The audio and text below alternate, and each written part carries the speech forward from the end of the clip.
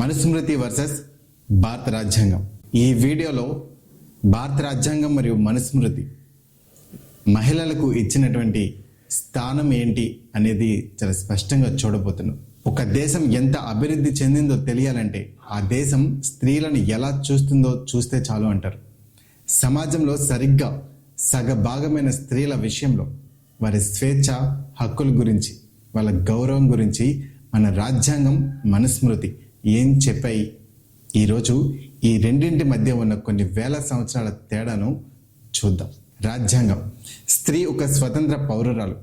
భారత స్వాతంత్ర పోరాటం కేవలం బ్రిటిష్ వారి నుండి విముక్తి కోసం జరిగింది కాదు.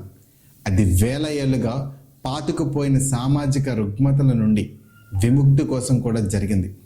సతీ సహగమనం, బాల్య వివాహాలు, వితంతుల అణిచివేత వంటి ఎన్నో దురాచారాలను అనుభవించిన ఈ దేశంలో రాజ్యాంగ నిర్మాతలు స్త్రీలకు సమానత్వాన్ని ఇవ్వడాన్ని ఒక చారిత్రక బాధ్యతగా తీసుకున్నారు. అందుకే రాజ్యాంగం స్త్రీని ఒకరి కూతురిగానో, భార్యగానో, తల్లిగానో చూడదు. ఆమెను ఒక స్వతంత్ర పౌరురాలుగా చూస్తుంది. ఆర్టికల్ 14 ద్వారా చట్టం ముందు పురుషులతో పాటు సమానత్వాన్ని ఇచ్చింది.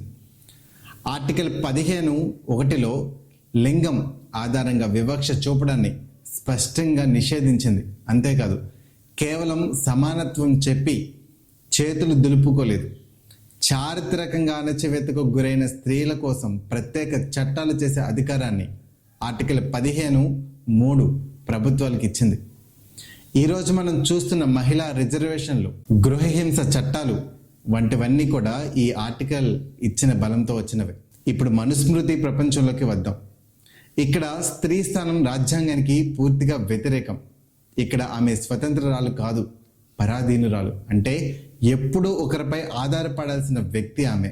మనుస్మృతిలోని అత్యంత వివాదాస్పదమైన ప్రసిద్ధమైన శ్లోకాలలో ఒకటి అధ్యాయం 5 శ్లోకం 148లో పితా రక్షితి కౌమారే భర్త రక్షితి యవ్వనే రక్షింతి స్థివిరే పుత్రానా స్త్రీ స్వతంత్రమర్హతి.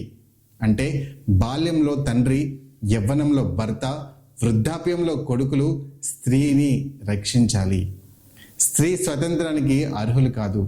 భర్త ఎలాంటి వాడైనా అతనిని దైవంగా భావించడమే. భార్య పరమ ధర్మమని అధ్యాయం 5 శ్లోకం 154లో చెప్తుంది. ఆమెకు సొంతగా నిర్ణయాలు తీసుకునే అధికారం లేదు. యజ్ఞాలు చేసే హక్కు లేదు. జీవితాంతం ఒక పురుషుడి ఆధీనంలోనే బతకాలి. ఇది మనుస్మృతి రాజ్యాంగానికి మధ్య ఉన్న తేడా. మహిళల విషయంలో ఆలోచనలోనే అసలు యుద్ధం. ఒక గ్రంథం స్త్రీని పురుషుడితో సమానమైన పౌరురాలుగా చూసి ఆమెకు స్వేచ్ఛ, సమానత్వం, గౌరవాన్ని హక్కుగా ఇస్తే, మరో గ్రంథం ఆమెను స్వాతంత్ర్యానికి అనర్హురాలుగా ప్రకటించి జీవితాంతం ఒక పురుషుడి ఆధీనంలో ఉండాల్సిన వ్యక్తిగా శాసించింది. రాజ్యాంగం వచ్చి 75 ఏళ్ళు దాటింది, కానీ మన ఆలోచనల విధానంలో ఎంతవరకు మారింది? ఆడపిల్లకి పెళ్లి చేసి పంపిస్తే బాధ్యత తీరిపోతుంది. భర్త ఎంత కొట్టినా భరించాలి.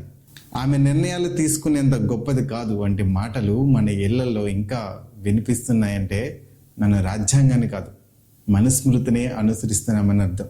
చట్టాలు మారినా ఈ పితృస్వామ్య భావజాలం మారినంత వరకు స్త్రీలకు రాజ్యాంగం ఇచ్చిన హక్కులు కాగితాల మీదే పరిమితం. ఈ వైఫల్యానికి కారణం మన సామాజిక వ్యవస్థే. స్త్రీని వ్యక్తిగా గౌరవించే రాజ్యాంగం మార్గంలో మనం ముందుకు వెళ్ళాలా, లేక ఆమెను ఆధీనంలో ఉంచే మనుస్మృతి మార్గంలో వెనక్కి వెళ్ళాలా? ఈ నిర్ణయం మన సమాజపు భవిష్యత్తును నిర్ణయిస్తుంది. మరో ఎపిసోడ్లో మళ్ళీ కలుద్దాం. అంతవరకు సెలవు.